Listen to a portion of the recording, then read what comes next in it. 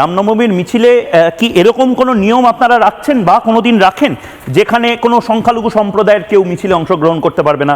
দেবাশিস ঘোষ বা শুভম তারা অংশগ্রহণ করতে পারবে না শুধু সিপিআই বা সিপিএম বা বামপন্থী হওয়ার জন্য, এরকম কিছু ব্যাপার আছে? কোনো প্রশ্নই নেই। মানে আপনারা ইকুয়ালি স্বাগত জানাবেন? এটা আপনাদের মানে আরএসএস বিজেপির নিশ্চয়ই রামনবমী নয়, তারাও স্বাগত জানান। অনেক জায়গায় মুসলমান আলাদা করে আপনারা কি ইনভাইট করেছিলেন না? তাই সে নিজেই গেছিল। অনেক জায়গাতে মুসলমান সম্প্রদায়ের মুসলমান গ্রামের ওপর দিয়ে গেলে তারা ফুল ছিটিয়ে স্বাগত জানায়, আর মুসলমান সম্প্রদায় কেউ রামনবমীর মিছিলে এলে আসতেই পারেন। মানে আপনারা এটা ওপেন বলছেন, আরএসএস এর তরফ থেকে সমস্যা হবে না এটা?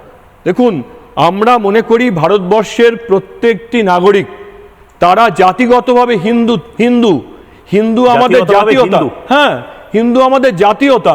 এটা আমি নয়, শাহরুখ খান প্রফেসর চাগলা বলেছিলেন। না, শাহরুখ খান, সালমান খান সবাই হিন্দু। শুধু আমি নয়, আমার থেকেও অনেক বেশি পণ্ডিত মুসলমান সম্প্রদায়ভুক্ত মানুষ বলেছিলেন। রবীন্দ্রনাথ ঠাকুর বলেছেন যে হিন্দুত্ব হচ্ছে ভারতবর্ষের জাতিগত পরিণাম। আমি যদি এর বিরোধিতা করতে চাই তাহলে আমার ওপরে গিয়ে লড়াই করতে হবে। যেহেতু ওপরে যাওয়ার কোনো আমার স্কোপ নেই, তাহলে আমাকে বাধ্য হয়ে মেনে নিতে হচ্ছে যে আমি জাতিগতভাবে হিন্দু।